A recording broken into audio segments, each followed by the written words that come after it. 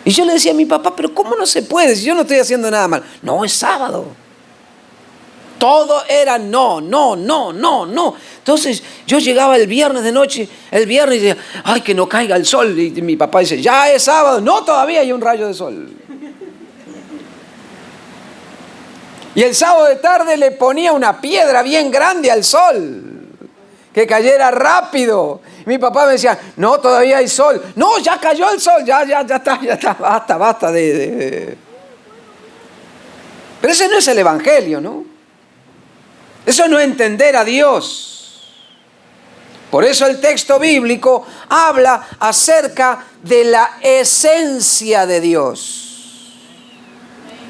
Y una cosa es ser y otra cosa es tener. Nosotros no somos, tenemos. ¿Cuál es la diferencia entre ser y tener? ¿Cuál es la esencia entre ser y tener?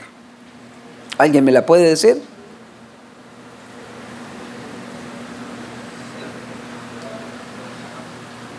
Ser es nuestra identidad, tener es una posesión. Bueno, puede ser. Tener y ser. ¿Alguna otra idea?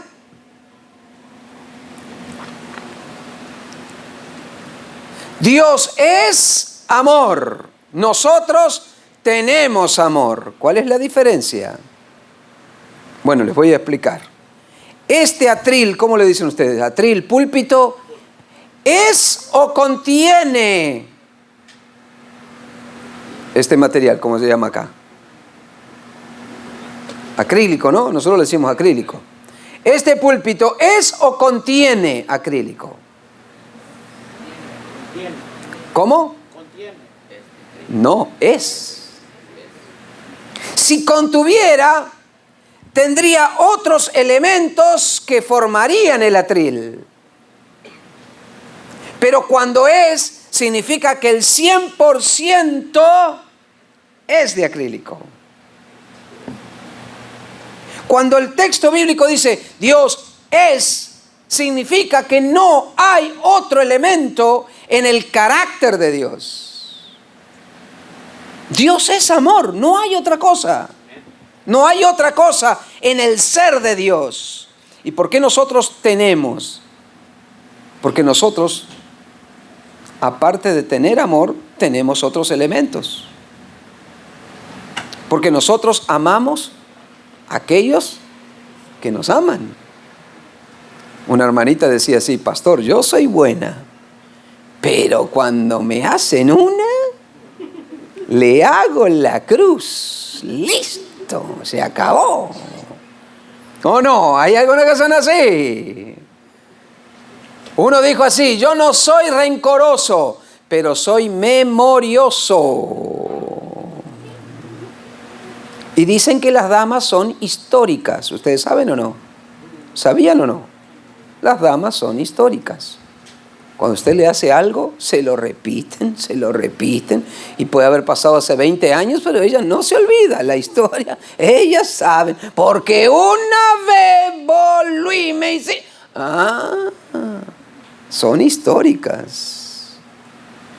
Por eso en el ser de Dios no hay otra cosa que no sea amor. No hay otra cosa, no podemos concebir a Dios de otra manera. Como no podemos concebir que este atril tenga madera, o hierro, o metal, o bronce. No, es su esencia. Eso es lo importante. Y eso también es importante a la hora de nosotros presentar el Evangelio. Pero cuando el diablo se rebeló allí en el cielo, lo que hizo es negar, ¿qué cosa? Ese rasgo del carácter de Dios.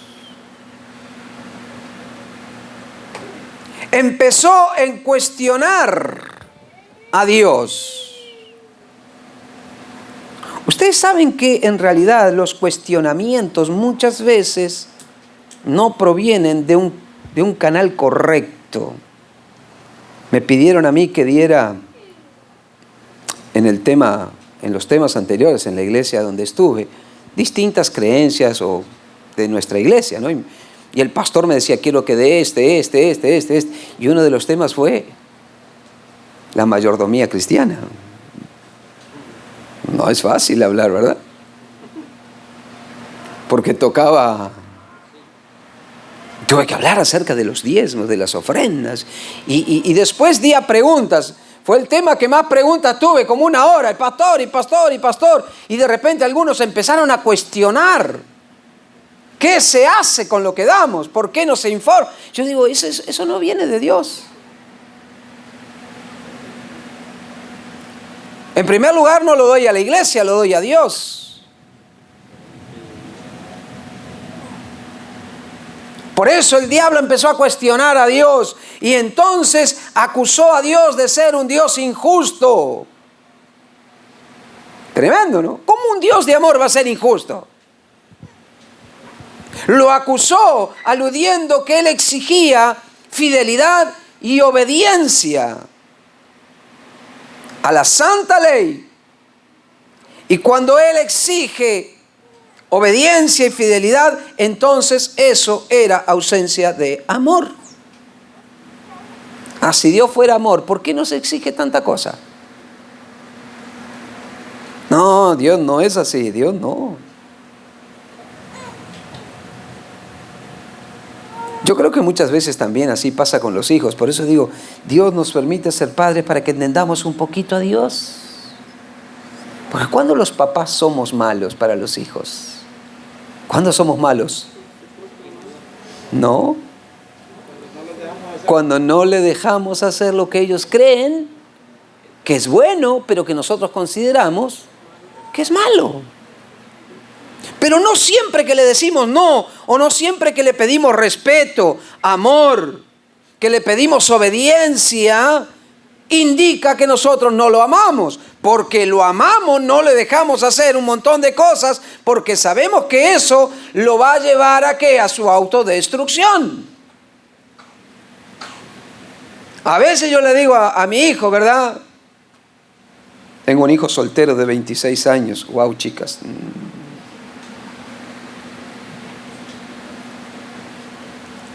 A veces le digo así, cuando vos seas papá me vas a entender.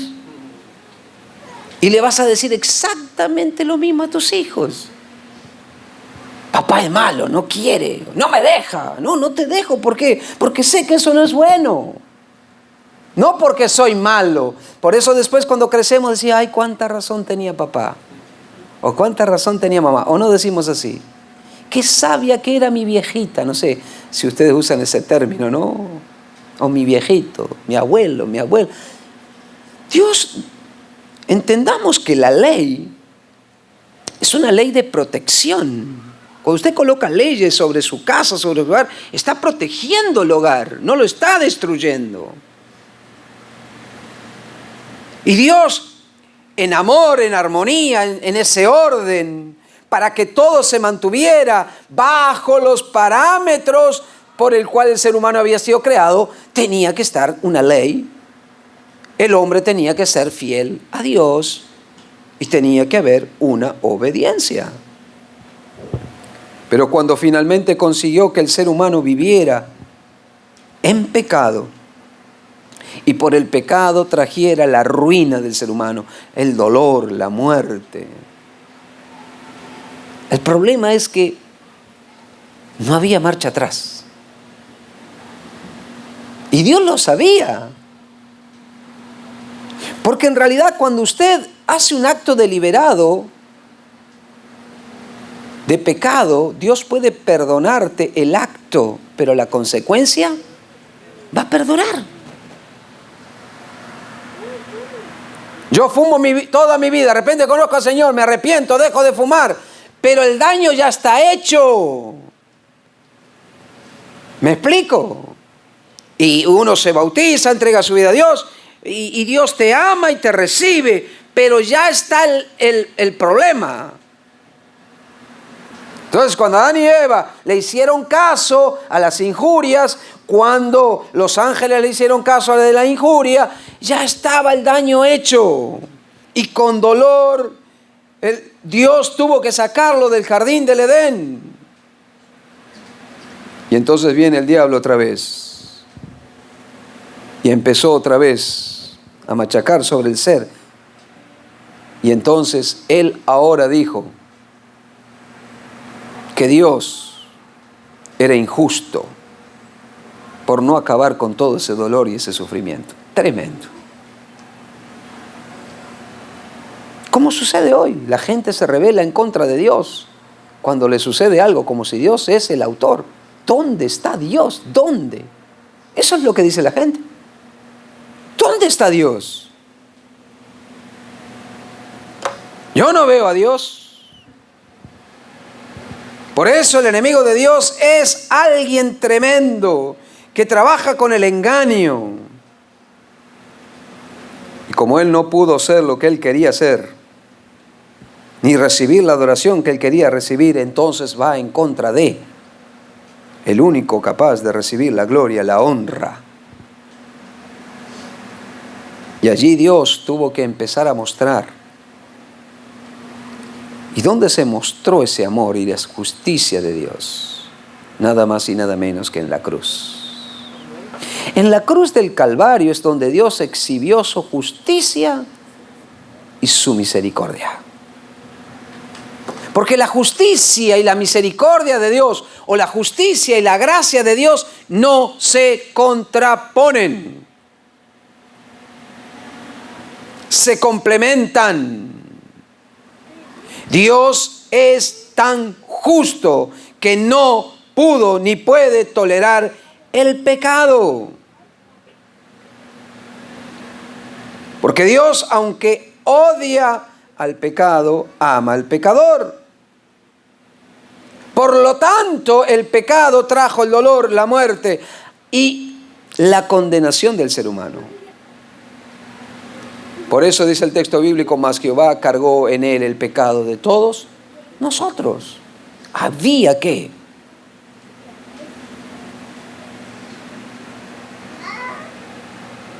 Un rey cuenta la historia que en su reinado comenzó a haber mucha delincuencia nocturna.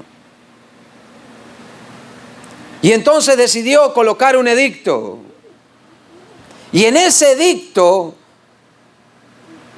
decía que ninguna persona podía salir de su casa después de la medianoche.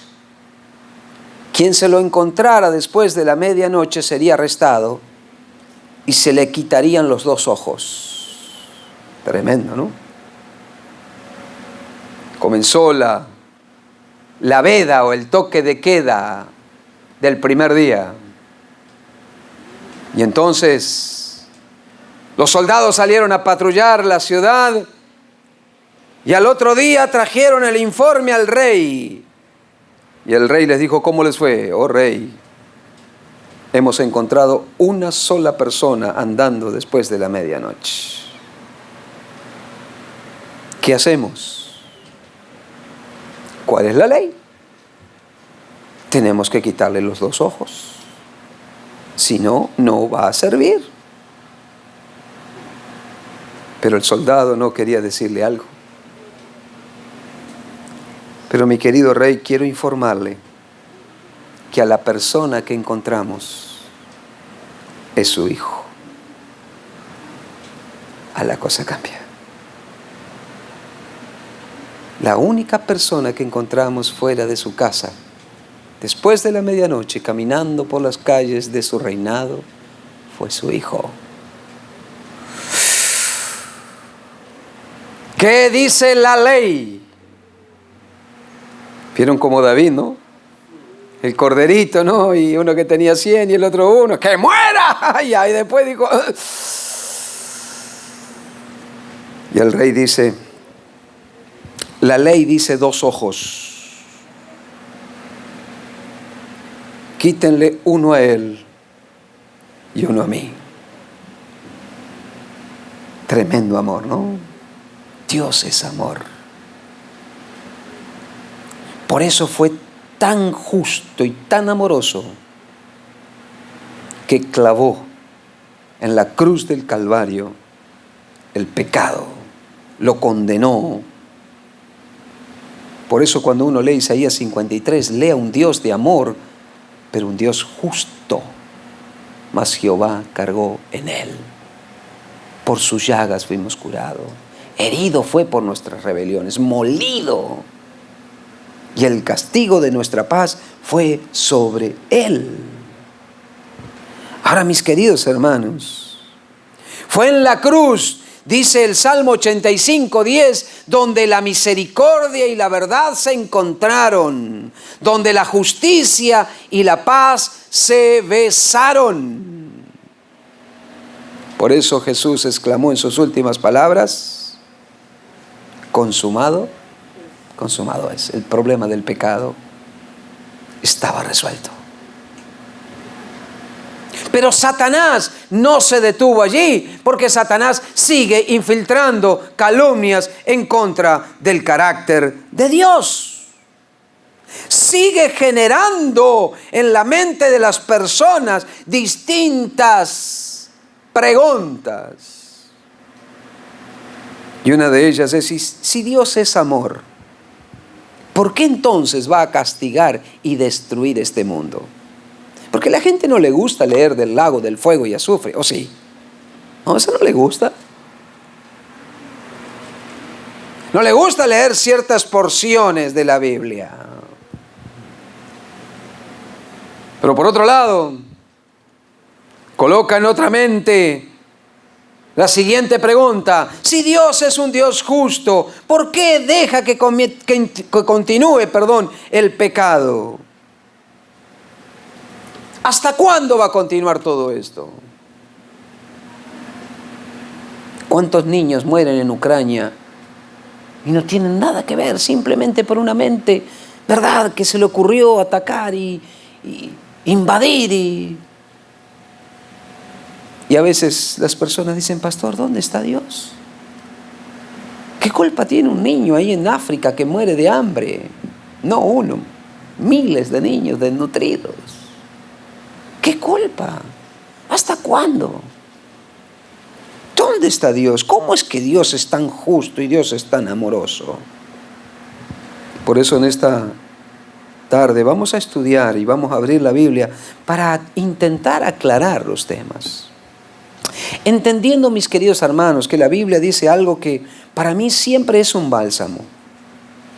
La Biblia dice así: las cosas reveladas son para nosotros, mas las cosas secretas le pertenecen a Dios.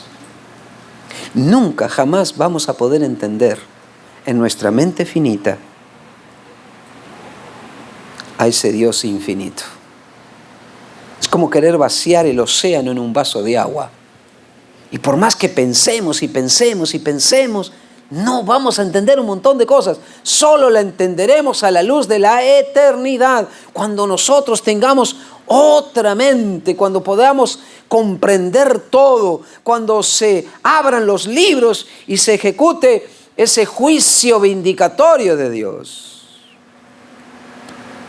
Lo que sí sabemos es que la Biblia dice que el Señor es paciente para con todos nosotros y no quiere que ninguno perezca, sino que todos procedan al arrepentimiento. Ay, dice el apóstol Pablo, no crean ustedes que el Señor tarda, no.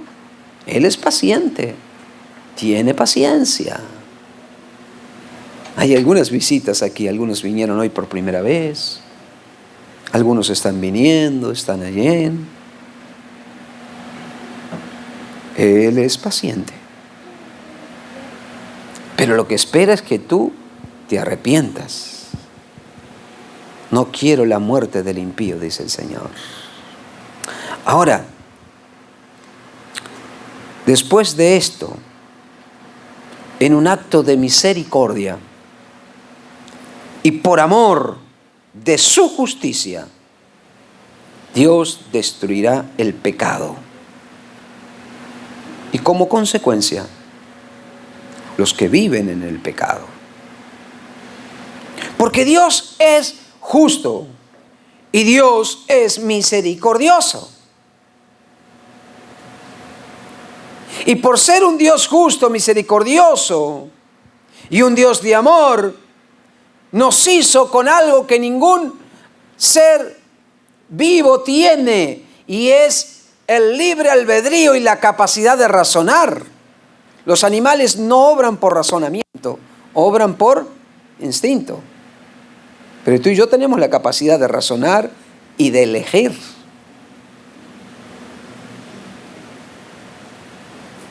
Algunos me dicen así: pastor, si Dios ya sabía que el ser humano iba a pecar, ¿por qué tuvo que poner el árbol ahí en el medio del jardín del Edén? ¿O no? ¿Por qué no lo sacó? No lo ponía y listo. ¿No era mejor o no? ¿Qué te parece, hermano? Yo ya. ¿Sí o no? ¿Vieron? Ahí está, Él está conmigo. Y sí. Es como si la mamá sabe que le gustan los chocolates al niño y no quiere que coma chocolates y pone los chocolates ahí arriba de la mesa y dice: no, pero no se toca.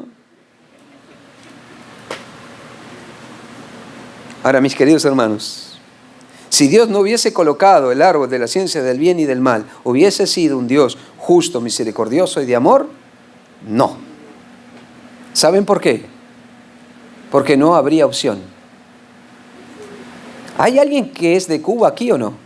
¿Hay algún hermano cubano? ¿No? Wow. O no levanta la mano, no, ¿verdad? No importa. Yo no fui, pero de acuerdo a lo que yo he hablado, ¿por qué en Cuba no se puede comer usted un bistec de esos ricos así que comemos allá, un buen asado? ¿Saben por qué? No hay elección. Porque si usted mata a una vaca, más años preso que si mata a un ser humano.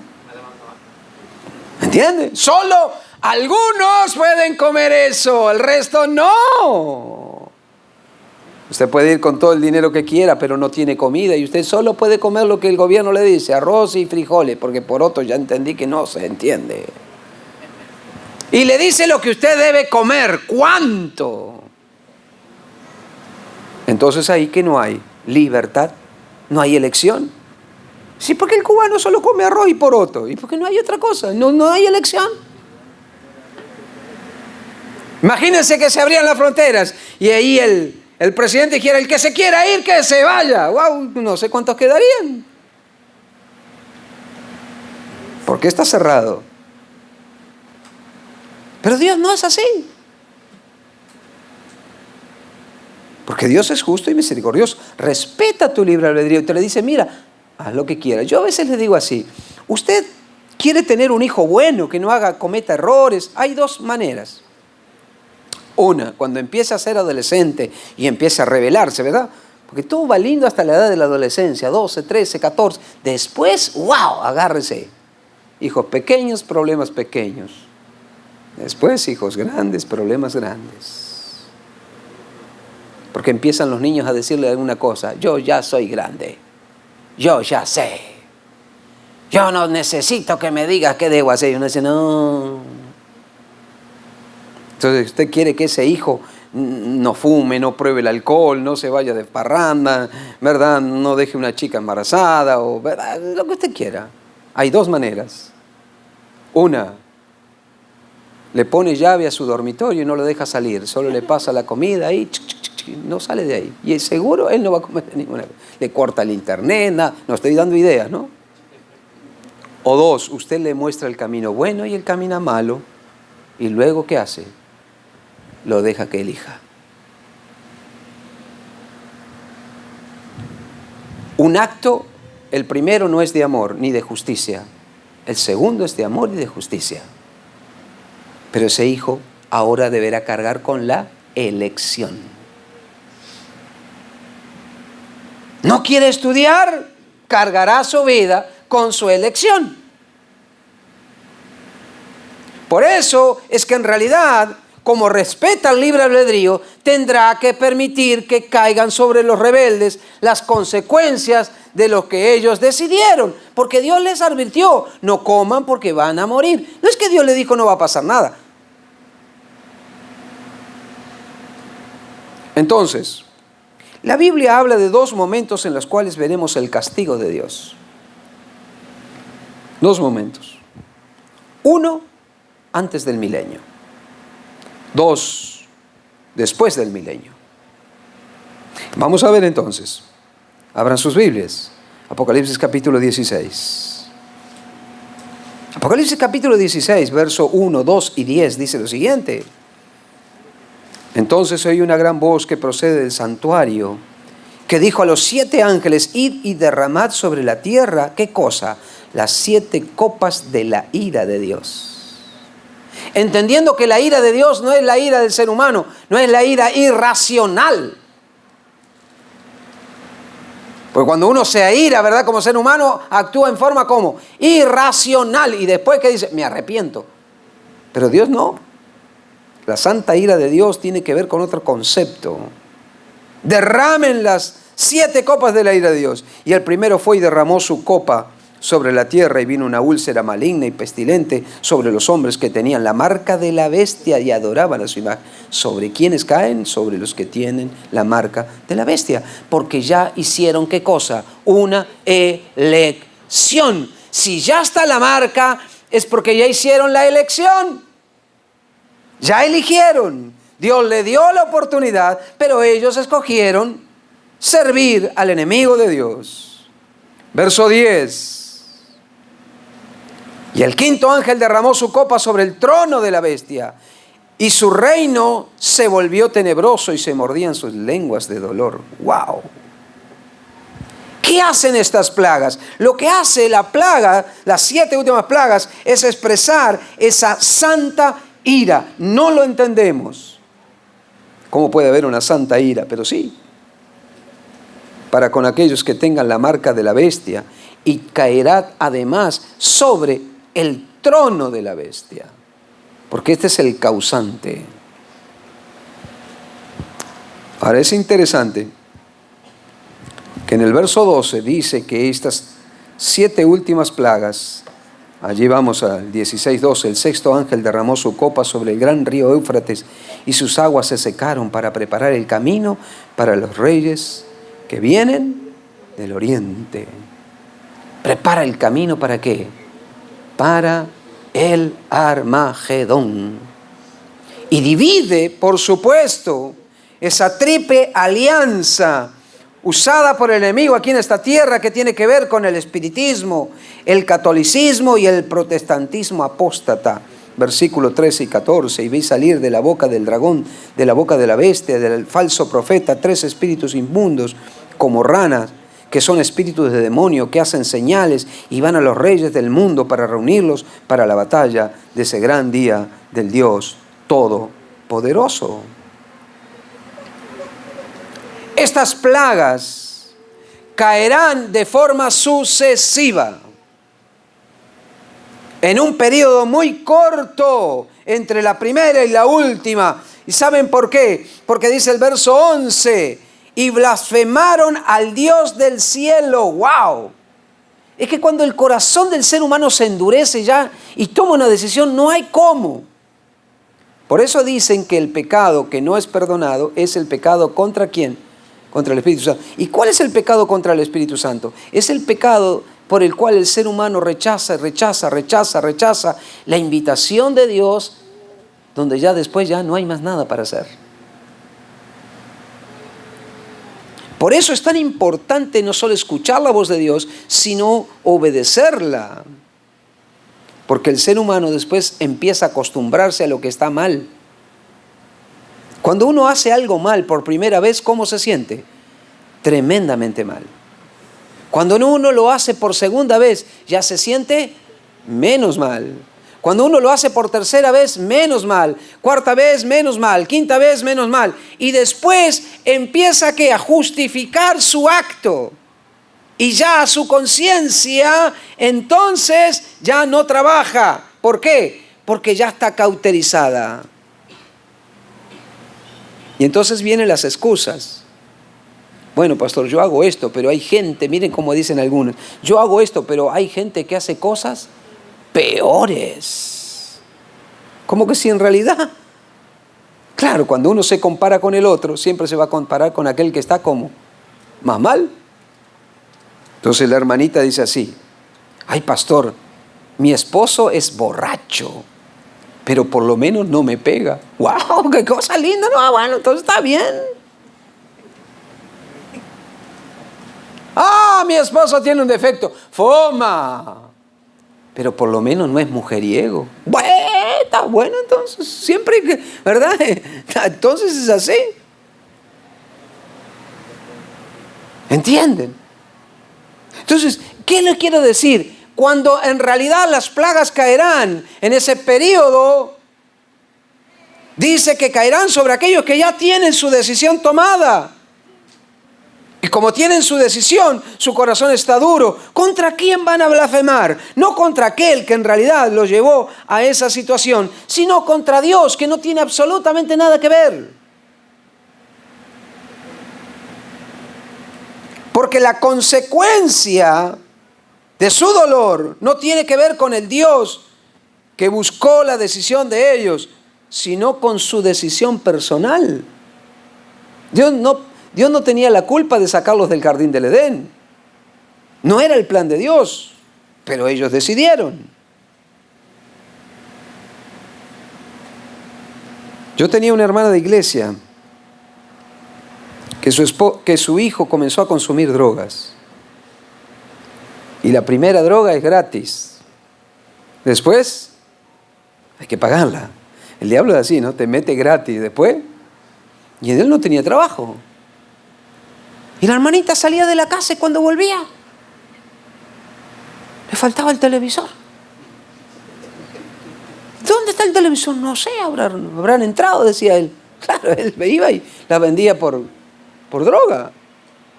Se iba la hermanita, le faltaba la licuadora. Se iba y empezó a desaparecerle. Cada vez que ella salía, desaparecía.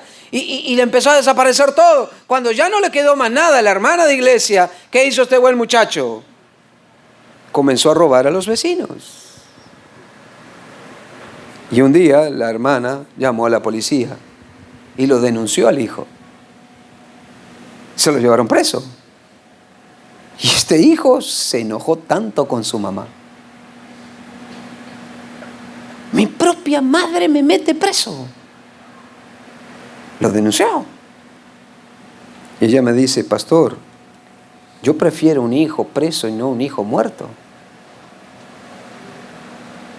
Pastor, yo amo a mi hijo, pero odio la droga. Porque la droga está matando la vida de mi hijo. Pero su hijo ya había tomado una decisión. El castigo de Dios con las últimas 7 plagas en realidad no tiene nada que ver con una decisión que Dios quiere porque se goza en hacer sufrir a sus hijos, sino porque ya tomaron sus decisiones, blasfemaban al Dios del cielo por sus dolores, sus úlceras. Pero ¿qué dice? ¿Cómo termina el texto? Miren cómo termina el texto 11. ¿Qué dice? ¿Lo tienen ahí o no? Porque me parece que ustedes no. ¿Cómo terminan? Y no se arrepintieron. Miren, ¿no? La situación. ¿Saben por qué no se arrepintieron? Porque ya estaba jugada su decisión. Ya la tomaron. Por eso estas últimas plagas no caerán sin antes todos tener una oportunidad. Y por eso, mi querido hermano, mi querida hermana, no desperdicies la oportunidad que Dios te está dando. No abuses del tiempo de la misericordia de Dios. No estires, nosotros decimos allá, hay que estirar pero sin reventar, porque a veces uno estira y revienta. No juegues con la misericordia de Dios, no juegues con la gracia de Dios, porque cuando cruzaste la línea ya no hay cómo volver. Cuando tu corazón pecó contra el Espíritu Santo, blasfemó, ya no hay cómo. Sin embargo, Dios dice que hay personas que escaparán de estas últimas plagas. Apocalipsis capítulo 15, versículo 2. Y vi como el mar, un mar de vidrio mezclado con fuego, y los que habían alcanzado la victoria sobre la bestia.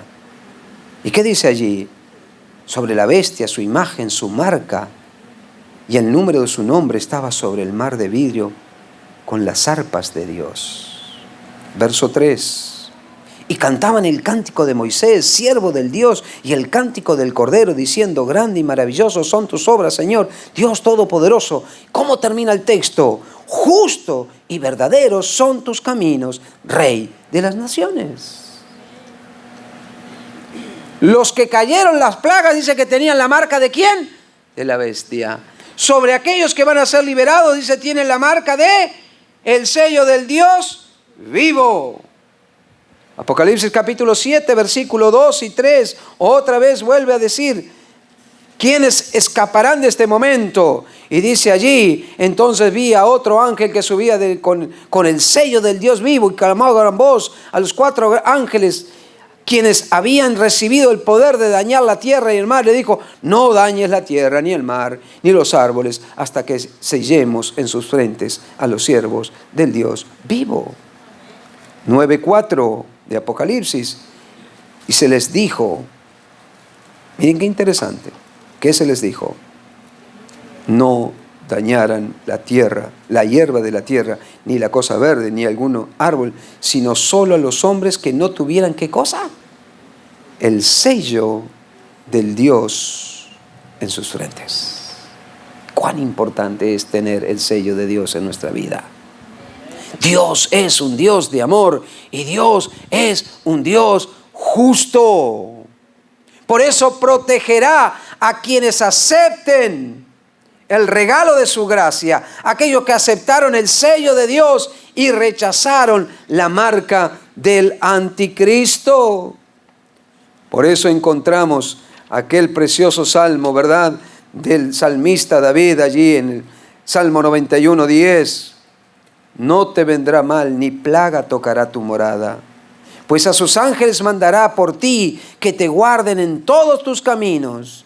Y ahora dice el verso 15, me invocarán y yo les responderé. Con él estaré yo en la angustia y lo liberaré y lo glorificaré.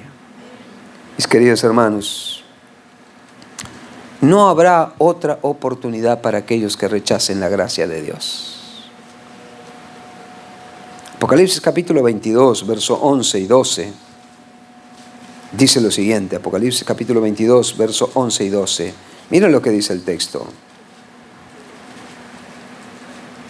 Una vez que termine el juicio investigador, dice, el que es injusto siga siendo injusto. Y el que es sucio sigue ensuciándose. Y el que es justo siga siendo justo. Y el que es santo santifíquese todavía. Por eso el Señor dice, yo vengo pronto. Y mi galardón conmigo para dar a cada uno según sea sus obras. Y debemos continuar. Ya vimos la primera etapa, ¿no? ¿Antes de qué? Antes del milenio. Ahora vamos a ver la segunda etapa, ¿no? Después del milenio. Y ahí aparece el lago del fuego y azufre, mencionado nada más y nada menos que 15 veces en el libro de Apocalipsis. ¡Wow! Ahora, ¿por qué Dios menciona tanto ese lago? En primer lugar, para que ustedes y yo entendiéramos que era una parte necesaria para erradicar el pecado. Pero en segundo lugar, para poder preparar un lugar seguro para el remanente fiel. Por eso es que el apóstol Pedro, allí en 2 de Pedro, capítulo 2, versículo 9, dice, sabe el Señor librar de tentación a los piadosos y reservar a los quienes, a los injustos, para ser castigados en el día del juicio. Por eso Dios es justo. Y no lanza a nadie al fuego sin que primero haya sido juzgado y tenga, ¿qué cosa? Una oportunidad. Todos tenemos una oportunidad. Incluso creo que más. Y esto coincide, ¿verdad?, con lo que Jesús habló allí en San Mateo capítulo 13, verso 40 al 42. Mateo 13. Capítulo 40 al 42. ¿Qué dice Mateo 13, capítulo 40 al 42? ¿Qué dice allí? A ver qué dice. ¿Lo tenemos ahí o no? Muy bien, entonces ustedes van a leer conmigo. ¿Qué dice allí? Así como se arranca la cizaña y se quema en el fuego, así sucederá en el fin de este mundo, donde el Hijo del Hombre enviará a sus ángeles a juntar de su reino a todos los escandalosos y a los que cometen iniquidad, y los echará ¿dónde? En el horno de fuego, y allí será el llanto, el crujir de dientes. Y Apocalipsis capítulo 20 declara que ese lago de fuego no es ahora, sino es después del milenio. Miren lo que dice Apocalipsis capítulo 20, versículo 9 y 10. Apocalipsis capítulo 20, versículo 9 y 10. Subieron a través de la anchura de la tierra, cercaron el campamento de los santos de la ciudad amada, pero de Dios descendió del fuego del cielo y los consumió. Y en el lago de fuego y azufre, donde también estaba la bestia, el falso profeta, y allí serán atormentados de día y de noche. Mis queridos hermanos, así como en realidad el cáncer debe ser eliminado o extirpado, de lo contrario se multiplicará hasta causar la muerte y la destrucción. De la misma manera el pecado debe ser erradicado, o de lo contrario volverá a trastornar el universo. Cuán importante, ¿no?, son los exámenes a tiempo, ¿no? Porque cuando el examen es fuera de tiempo y ya el cáncer se expandió, ya no hay más solución.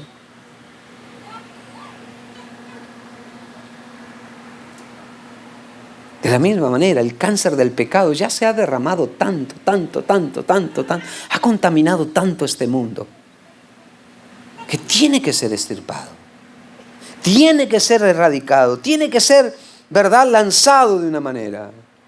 Por eso es que Dios me dice a través de su palabra, que si yo insisto en permanecer en el pecado, tengo que ser destruido con el pecado.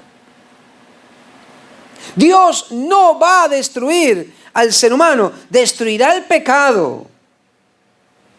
Pero si yo estoy en el pecado, por eso se acuerdan la destrucción de Sodoma y Gomorra. ¿Qué le dijo Lot a su mujer y a sus hijos? Salgan,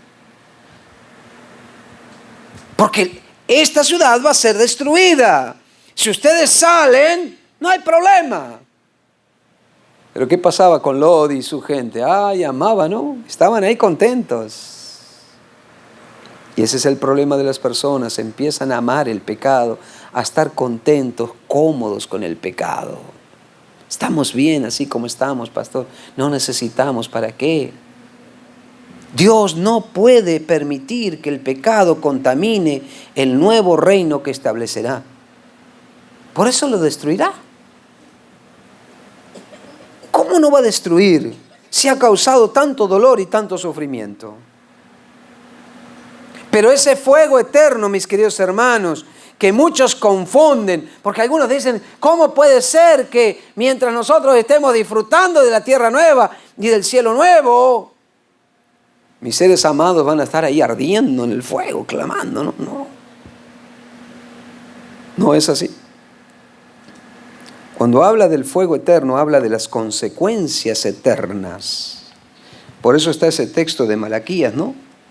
Si ustedes lo quieren buscar allí, Malaquías capítulo 4, verso 1 y 3, donde dice, viene el día ardiente como un horno, y todos los soberbios y todos los malhechores serán estopa, y ese día que está por llegar los abrazará, y no quedará de ellos ni raíz ni rama, dice el Señor Dios Todopoderoso. Y el verso 3, y hollará, ¿verdad? Hollaréis a los malos, que serán ceniza bajo las plantas de vuestros pies en el día que yo hago esto, dice el Señor Todopoderoso. La destrucción no será permanente, o no arderá y clamarán y gritarán. Dios no se goza en eso. Mis queridos hermanos, después de la destrucción de Satanás y sus enemigos, Dios restaurará todas las cosas.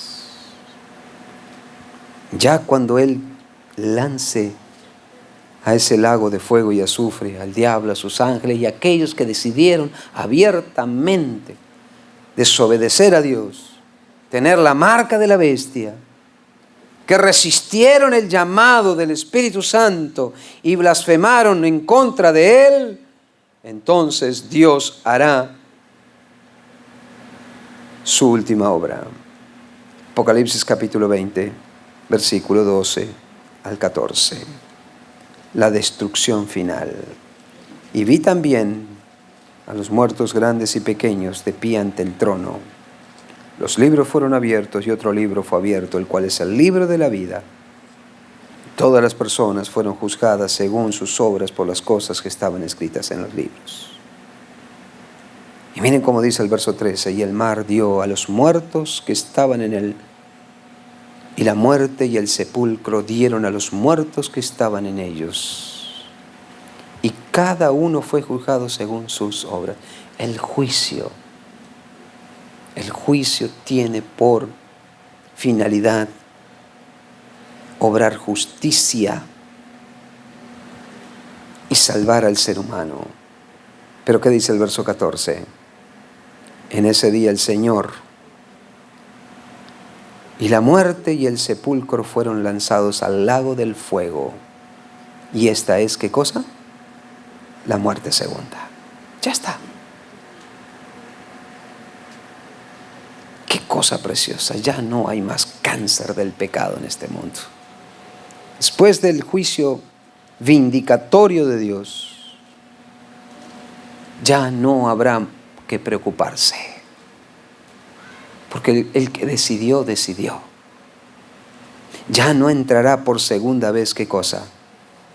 El pecado en este mundo.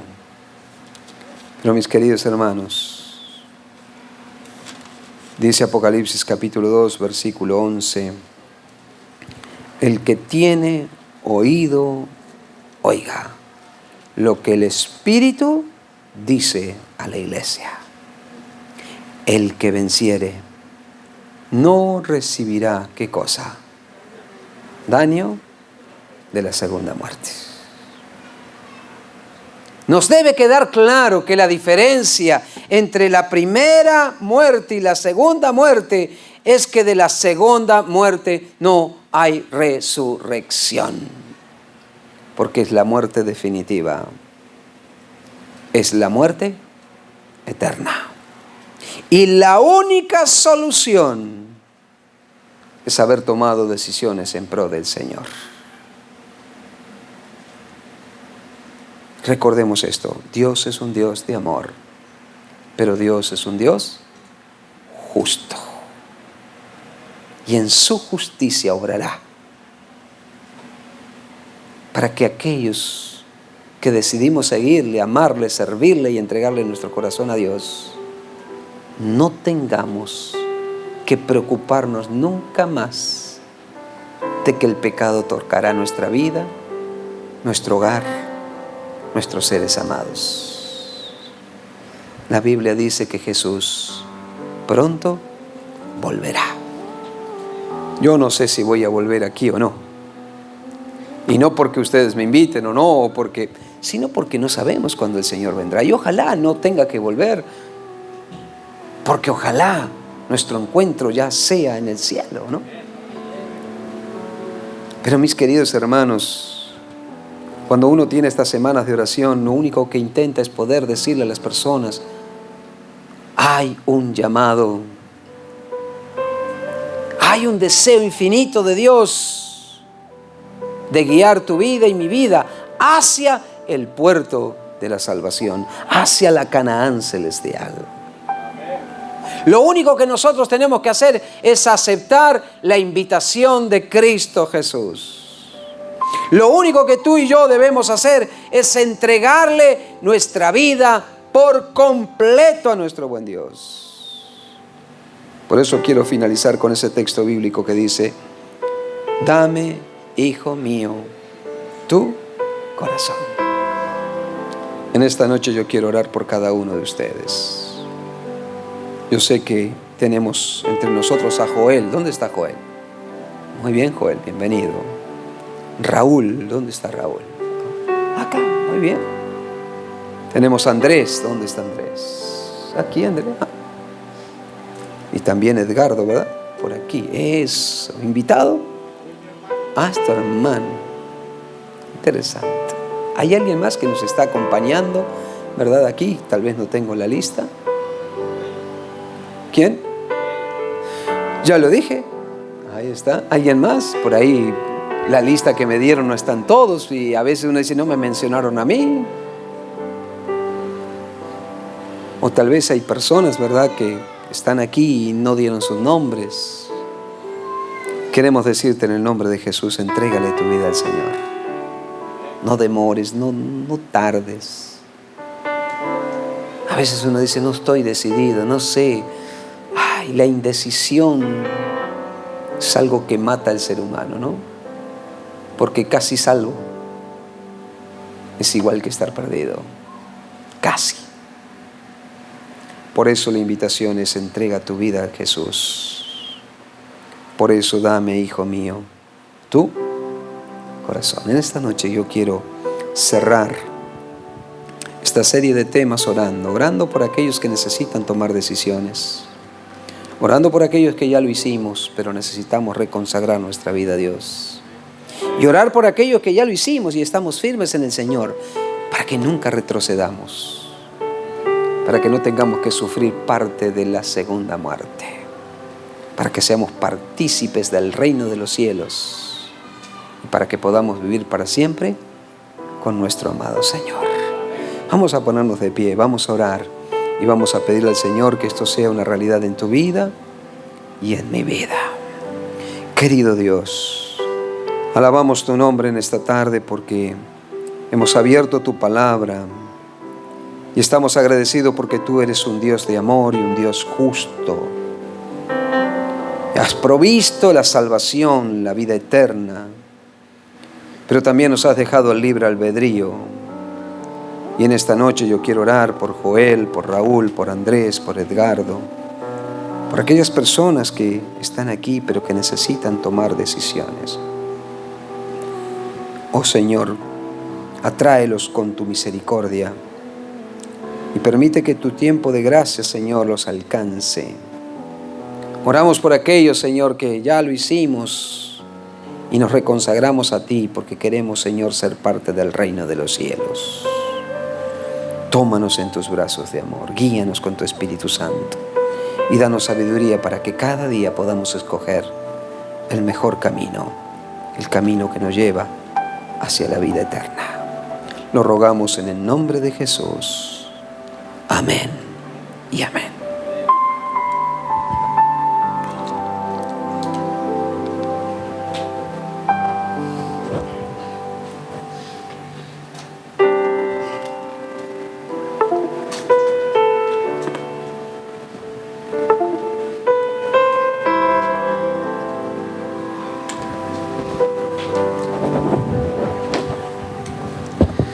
Una vez más, pastor, le agradecemos por esta semana de bendiciones. Y como dice el pastor, ojalá no lo volvamos a ver, ¿verdad? Como que se oye feo. No acá, en el cielo. O nos los llevamos todos a Argentina. De verdad ha sido de gran bendición.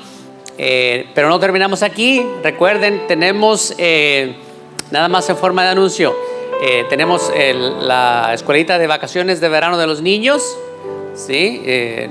Si necesita más información, acá con nuestra hermana Erika.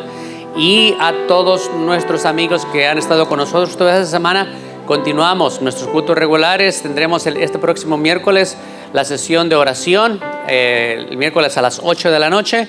Pues el viernes a las 8 también tenemos nuestra capacitación de evangelismo. Y después, obviamente, los sábados tenemos nuestro servicio completo. Ya en esta hora, por lo regular los sábados tenemos la programación de los jóvenes y como decía el pastor, tenemos muchos jóvenes acá, así que les seguimos invitando para que sean partícipes de nuestras reuniones. Entre tanto que el pastor nos da tristeza de que se va, no se queda otra semanita. Nos hemos realmente gozado con su predicación. Gracias por el mensaje. Una vez más, gracias por el sacrificio. ¿Cuánto le agradecen al pastor? Déjenme ver sus manos, pastor. Esta es su familia. Gusto que pudo venir otra vez acá con nosotros. No sé si directores, ancianos, ¿hay algún anuncio más que se me está pasando? Si no, nos ponemos de pie.